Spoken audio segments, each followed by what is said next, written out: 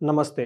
మనం జూన్ మాసం యొక్క రాశి ఫలాల గురించి తెలుసుకుందాం. అందులో భాగంగా కుంభరాశి వారికి ఎలా ఉందో మనం చూద్దాం. కుంభరాశి గనక చూసుకుంటే ఈళ్ళకి ఏలినాటి శని మూడో యొక్క స్టేజ్ నడుస్తుంది. ఈ మూడో స్టేజ్‌లో ఎలా ఉంటుంది అనే దాని గురించి ఉగాది రాశి ఫలాల్లో చాలా క్లీన్‌గా ఎక్స్‌ప్లెయిన్ చేయడం జరిగింది. ప్రతి ఒక్కళ్ళు ఎవరైనా గనక మిస్ అయ్యి ఉంటే దాన్ని కంపల్సరీ చూడండి. అంతేకాకుండా దాంట్లో మీకు చాలా రెమెడీస్ కూడా చెప్పడం జరిగిందండి. అవి రహస్యంగా మన శాస్త్రాల్లో చెప్పిన వాటిని మీకు అందించడం జరిగింది. ఎవరైనా గనక ఉగాది రాశి ఫలాలు గనక ఎవరైనా మిస్ ఉంటే అదొకసారి కంపల్సరీ చూడండి. అయితే ఇప్పుడు పర్టిక్యులర్‌గా మనము జూన్ మంత్ రాశి ఫలాల గురించి మాట్లాడుకుంటున్నాం గాబట్టి, జూన్ మంత్ నుంచి ఈళ్ళకి చాలా వరకు ఇంప్రూవ్‌మెంట్ ఉంటుంది ఏలినాటి శని యొక్క ప్రభావం వల్ల. మనం డీటెయిల్స్ గనక చూసుకుంటే ఫస్ట్ కుంభరాశి వాళ్ళకి మనకి అందులో ఉన్న నక్షత్రాలు గనక చూసుకుంటే, ఇందులో ధనిష్ట 3, 4 పాదాలు, శతభిషం 1, 2, 3, 4 పాదాలు, తర్వాత పూర్వభద్ర 1, 2, 3 పాదాలంతా మనకు కుంభరాశిలో ఉంటాయి. గ్రహాల యొక్క సంచారం గనక మనం చూసుకుంటే సూర్యుని సంచారం మిథున రాశిలో ఉంటుంది. బుధుని సంచారం కూడా మిథున రాశిలోనే ఉంటుంది. శుక్రుని సంచారం వచ్చేటప్పటికి మీన రాశిలోను, కుజుడు సింహ రాశిలో ఉన్నారు. ఈ యొక్క గ్రహస్థితిని బట్టి మనం చూసుకుంటే మనకి లఘు గోచారము, సూక్ష్మ గోచారం అనే ఒక కాన్సెప్ట్ ఉంటుంది. దీని ద్వారా సమరీ ఎలా ఉండబోతుందని బ్రీఫ్‌గా గనక మనం చూసుకుంటే ఈళ్ళకి మిక్స్డ్‌గా ఉంటుంది ఈ మంత్ అంతా మనం తెలుసుకోవాలి. అందులోనూ సూర్యుడు ఈళ్ళకి 5వ ఇంట్లో ఉండటం వల్ల విపరీతమైన శోకం వచ్చే అవకాశం ఎక్కువగా ఉంటుంది. కుజుడు 7వ ఇంట్లో ఉండటం వల్ల అలసటగా శారీరకంగా ఉంటారు. 5వ ఇంట్లో బుధుడు ఉండటం వల్ల గొడవలు భార్యతోటి పిల్లల గొడవలయ్యే అవకాశం ఎక్కువగా ఉంటుంది. శుక్రుడు ఉండటం వల్ల ఓవరాల్‌గా అభివృద్ధి అయితే చక్కగా ఉంటుంది అనేది మనకి గ్రహం యొక్క సూక్ష్మ గోచారం ద్వారా, లఘు గోచారం ద్వారా మనం తెలుసుకోవచ్చు. వీళ్ళకి డీటెయిల్స్ గనక చూసుకుంటే ఒక ఒక్కొక్క గ్రహం ఏ విధంగా వీళ్ళకి అనుకూలంగా ఉంది, ప్రతికూలంగా ఉంది మనం తెలుసుకుంటే వీళ్ళకి 5వ ఇంట్లో సూర్యుడు ఉండటం వల్ల ఏమవుతుందంటే ఇది మిక్స్డ్ రిజల్ట్ అని మనకు చెప్తారు. ఏ ప్రకారంగా అంటే దేహలాస్యం, మనస్తాపం, సుహృద్వేషం, ధనవ్యయం, బుద్ధి చాంచల్యమాప్నోతి పంచమే రవి సంయుతే అని మనకి మహర్షులు మనకి సంస్కృతంలో అందించడం జరిగింది. దీని ప్రకారం ఏంటంటే వీళ్ళకి దేహలాస్యం అంటే సోమరితనంగా ఉండటం ఒకటి, హృదయంలో ఏదో ఒకటి కోల్పోతున్నట్టు ఫీలింగ్ ఉండటం, భార్య వలన, స్నేహితుల వలన ఇబ్బందులు, అంతేకాకుండా బుద్ధి చాంచల్యం ఆప్నోతి. వీళ్ళకి మనసు ఒక రకంగా ఉండదు. పరిపరాలుగా రకరకాలుగా ఆలోచనలు ఎక్కువ వస్తూ ఉంటాయి. టాప్‌కి ఒక మాట మారుస్తూ డిఫరెంట్ డిఫరెంట్ ప్లానింగ్స్ ఉంటాయి. బట్ ఓవరాల్‌గా గనక ఇది గనక స్ట్రాటజీ చేసుకోవటానికి, హైయర్ లెవెల్ థింకింగ్ చేయటానికి, బ్రాడ్ విజన్‌గా పెట్టుకోవడానికి అంత అనుకూలమైన టైం అయితే కాదని మనం చెప్పుకోవాలి. అయితే ఈళ్ళకి 11థ్ హౌస్‌లో దృష్టి ఉండటం వల్ల గెయిన్ ఆఫ్ మనీ, మనీ ప్రకారంగా ఫ్లో ఈళ్ళకి చాలా బాగుంటుంది.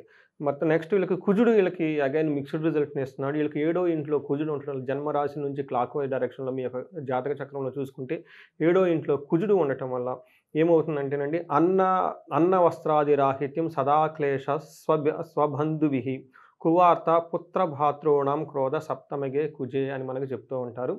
దీని ప్రకారం గనక మనం చూసుకుంటే టయానికి ఫుడ్ తినకపోవటము, తర్వాత బంధువులతో ఎప్పుడు గొడవ, ఇబ్బంది కలిగించే మాటలు వినుట, కుమారులు, సోదరులతో వివాహం జరిగే అవకాశం చాలా ఎక్కువగా ఉంది.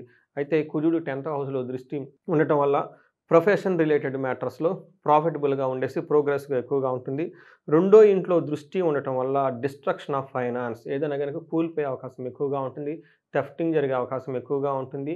ఇది కొంచెం జాగ్రత్తగా కుంభరాశి వాళ్ళు చక్కగా మేనేజ్ చేసుకోవాలి. పర్టిక్యులర్‌గా మీకు సంబంధించిన వస్తువులు కోల్పోయే అవకాశం ఎక్కువగా ఉంటుంది. దీనితో పాటు ఒక ఏమంటారు ఇబ్బందులు కలిగించే వార్తలు కూడా వినే అవకాశం ఎక్కువగా ఉంది. శుక్రుడు వీళ్ళకి 3వ ఇంట్లో ఉండి 9వ దృష్టి చూడటం వల్ల ఇది ఒక రకంగా చాలా మంచి పొజిషన్ అని మనం చెప్పుకోవాలి. శుక్రుడు వీళ్ళకి ఏ విధంగా మంచి చేస్తారంటేనండి గౌరవ వృద్ధి, మాటలు చలామణి అవ్వటం, తర్వాత బతుకుదెరువు కొన్నిసార్లు ధనవ్యయం విపరీతంగా ఖర్చు అవ్వటము, ఓవరాల్‌గా ప్లెజర్సు, తర్వాత హార్మనీ భార్యాభర్తల మధ్య ఉండే చాలా అవకాశం ఎక్కువగా ఉంటుంది. ఇదే రాశికి సంబంధించిన వాళ్ళకి నక్షత్రం వైస్ గనక చూసుకుంటే మనకి అంగగోచారము అన్న ఒక కాన్సెప్ట్ మహర్షులు ఇచ్చారండి. దీని ప్రకారం నక్షత్రం వైస్ ప్రిడిక్షన్ ఇంకా మనకు చాలా క్లీన్‌గా ఎక్కడ అనుకూలంగా, ప్రతికూలంగా ఉందో మనం తెలుసుకోవచ్చు. అందులో ధనిష్ట నక్షత్రం గనక చూసుకుంటే వీళ్ళకి జయప్రదంగా ఉంటుంది, ధనప్రాప్తి ఉంటుంది, రాజ్యలాభం ఉంటుంది. అదే ఛాలెంజెస్ గనక చూసుకుంటే వీళ్ళకి భయము, బంధనము, ధనహీనత అనే 3 ప్రతికూలంగా ఉన్నాయి. డబ్బు విషయంలో కొంచెం ప్రాబ్లమాటిక్‌గా ఉంటుంది. ఏదో విషయానికి ఎక్కువగా భయపడుతూ ఉంటారు. తర్వాత శతభిష నక్షత్రం వాళ్ళకి ధనప్రాప్తి ఉంటుంది, జయప్రదంగా ఉంటుంది, ధనలాభం ఓవరాల్‌గా బాగుంటుంది. అయితే వీళ్ళకి ధనహీనత, భయము, బంధనము అన్న ఒక 3 అనేది నెగెటివ్ ప్రతికూలంగా ఉన్నాయి. ఇక్కడ బంధనము అంటే ఒక కన్‌ఫ్యూజ్ అయిన స్టేట్‌లో ఉంటారు ఈళ్ళు. ఎటెళ్తే బాగుంటుంది? ముందుకెళ్తే బాగుంటుందా? లేదంటే అటెళ్దామా? అని ఇట్లాంటి విషయాల్లో ఒక కన్‌ఫ్యూజన్ స్థితిలో ఉంటారు. ఈ స్టేజ్‌లో గనక యాస్ట్రాలజర్స్‌ని గనక కలిస్తే చక్కగా వాళ్ళ జాతక చక్రం చూసేసి మీకు విశ్లేషణ ఇస్తారు. ఎటు ఎళ్తే బాగుంటుందనేది.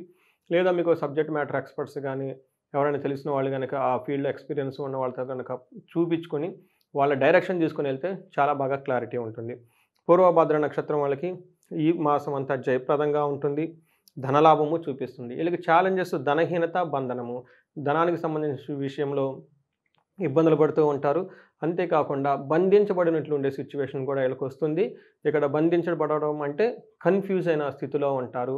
ఎటెళ్తే బావుంటుంది? ఫ్యూచర్ ఎలా ఉంటుంది? ఎలాంటి డెసిషన్ తీసుకోవాలి? అన్న ఒక కన్‌ఫ్యూజన్‌లో ఉన్న స్థితిలో ఉంటారు. దీన్ని పోగొట్టుకోవటానికి ఈళ్ళు బుధుడికి సంబంధించిన పరిహారాలు ఎక్కువగా చేసుకుంటే చాలా బాగుంటుంది. ఇంతే కాకుండా శతభిష నక్షత్రం వాళ్ళకి స్త్రీల ద్వారా ఇబ్బందులు కలిగే అవకాశం ఎక్కువగా ఉంటుంది.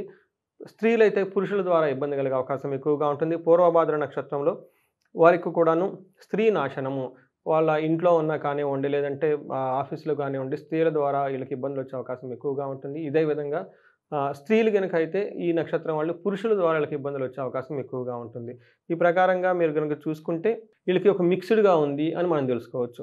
పరిహారాలు గనక చూసుకుంటే వీళ్ళకి కుజుని వల్ల ధనహీనత వచ్చే అవకాశం ఎక్కువగా ఉంది. అందుకని సుబ్రహ్మణ్యేశ్వర స్వామి ఆరాధన చేసినా, సుబ్రహ్మణ్యేశ్వర స్వామి భుజంగా స్తోత్రం చదివినా, సుబ్రహ్మణ్యేశ్వర స్వామి అష్టకం చదివినా గానీ, సుబ్రహ్మణ్యేశ్వర స్వామికి సంబంధించిన ఏ దేవస్థానానికెళ్ళినా చాలా బాగుంటుంది. ఇంతే గాకుండా ఈళ్ళు ఒక కేజీంబావు కందుల్ని గనక సత్పురుషులకు దానం చేస్తే ఇంకా చాలా మంచి రిజల్ట్ వచ్చే అవకాశం ఎక్కువగా ఉంటుంది. ఎవరైనా గనక ధనానికి ఇంకా ఇబ్బంది పడుతుంటే కుబేరు పాశుపతం చేపించుకున్న, కనకదార స్తోత్రం చదివిన, అష్టలక్ష్మి కు సంబంధించిన ఉపాసన చేసినా గానీ వీళ్ళకి ధన ప్రవాహం చాలా బాగుంటుంది.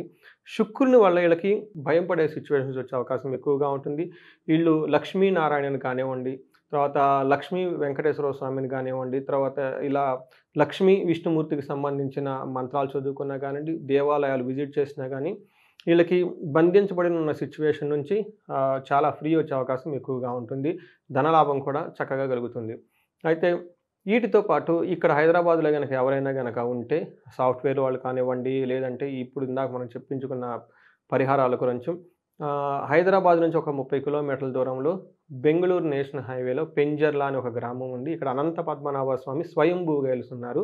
ఇక్కడ ఎక్కడైతే మనం బంధించబడి ఉన్నామో, ఈ బంధించి నుంచి అనంతానికి మనం ఒక అవకాశాలు ఇచ్చే అవకాశం కావాలి కాబట్టి, ఇక్కడ మహాలక్ష్మి సమేత అనంత పద్మనాభ స్వామి ఉన్నారు. ఆ గుడిలో కొంచెం మీరు గనుక టైమ్ స్పెండ్ చేస్తే మీకు చాలా పాజిటివ్ ఎనర్జీ వచ్చేసి, మంచి క్లారిటీ మీ లైఫ్ గురించి వచ్చేస్తుంది. సో, ఈ రాశి వాళ్ళందరూ మీకు అష్టైశ్వర్యాలు కలగాలని, భోగభాగ్యాలు కలగాలని చెప్పేసి కోరుకుంటున్నాను. నమస్తే.